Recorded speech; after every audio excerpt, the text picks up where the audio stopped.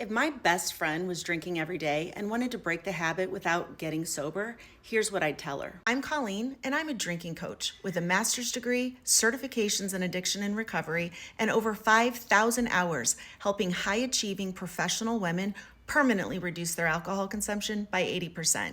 If you want a free consult, hit the link in my bio. The diagnosis for alcohol use disorder is very simple. Do you think that you're drinking more than you should be drinking? It really has nothing to do with how much you're actually drinking. You may only drink 1 glass of wine every night, but if you think that's a problem, then it's a problem. And vice versa, if you drink a whole bottle of wine every night, but you still think you're living your best life and you have no desire to change, then you do not have alcohol use disorder. That doesn't mean that there aren't negative side effects to drinking a whole bottle of wine every night, but you do you. Alcohol use disorder is when you think that you should change, but for a variety of reasons, you just can't stick with it. Type change in the comments if that makes sense. Ironically, the disorder does not develop because you drink too much. It's because you think too much, which is why high-performance, successful women tend to fall into the trap. They keep promising themselves when they cut back. So when they wake up with a hangover, they feel like a failure and just beat themselves up. Hangovers are where the problem starts, and hangovers are where this problem is solved. It's not your drinking that needs to change.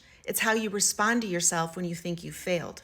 The shame you feel when you think you failed downregulates your dopamine in your brain. And if motivation and energy are the gas pedal that allows you to change, shame and failure are the brakes. When you beat yourself up, you're actually reinforcing the subconscious belief that you can't trust yourself. And as you know, habits are driven by the subconscious. If you need willpower to control how much you drink, then subconsciously you believe that you want to drink more than you should drink. Your subconscious is making the decisions when you're not paying attention. So when you're stressed or distracted, or even just having a really good time, your body will just continue to drink without you having to think about it. That's what a habit is. If you want to change how you drink, you're going to have to change how you think. Stop basing your self-worth and your ability to improve on how much you drank last night. You can't think your way into change. You can't just decide you're going to do better and then expect yourself to be perfect. Because change is messy. You will have a setback. And it's how you feel about that setback and how you respond